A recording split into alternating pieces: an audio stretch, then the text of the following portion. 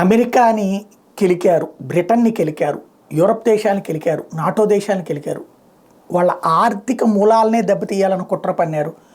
ఇజ్రాయెల్ని control చేయడం చేతకాక, ఇజ్రాయెల్ని ఆపడం చేతకాక, Hamas తీవ్రవాదుల్ని రక్షించడం చేతకాక 20,000 మంది పాలస్తీనాలో ఉన్న హమాసోళ్ళు చస్తే ఆ చావులని ఆపలేక దారిని పోయేటువంటి యూరప్ దేశాల వాటి మీదన లేకపోతే ఇతరత్ర ప్రపంచ దేశాల వాణిజ్య కార్యకలాపాల మీదన దెబ్బతీయడం ద్వారా భయపెట్టి కంట్రోల్ చేద్దాం, తీవ్రవాదానికి విజయం సాధిద్దామని ప్రయత్నించారు హౌతీలు. నిన్న జరిపినటువంటి దాడి మళ్ళీ కంటిన్యూ అయింది. 24 గంటలు తిరక్కముందే మరొక భారీ దాడి చేసింది అమెరికా. మొదటి రోజు 100 బాంబులు, రెండవ రోజు 140 బాంబులు ఏక విడుదల వాయించి వదిలిపెడుతుంది.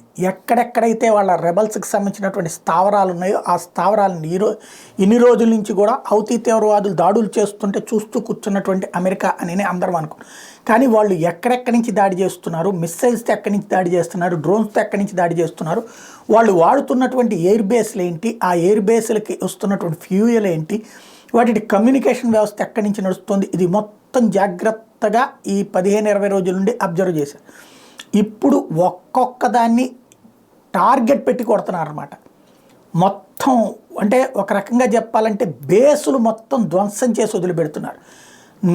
మొన్న జరిపినటువంటి దాంట్లో ధ్వంసానికంటే ఇప్పుడు తాజాగా జరిగిన ధ్వంసం మరింత తీవ్రం. తద్వారా హౌతీ తీవ్రవాదులు మళ్ళీ ఇప్పట్లో కోలుకోలేనంత దెబ్బ తీస్తోంది అమెరికా.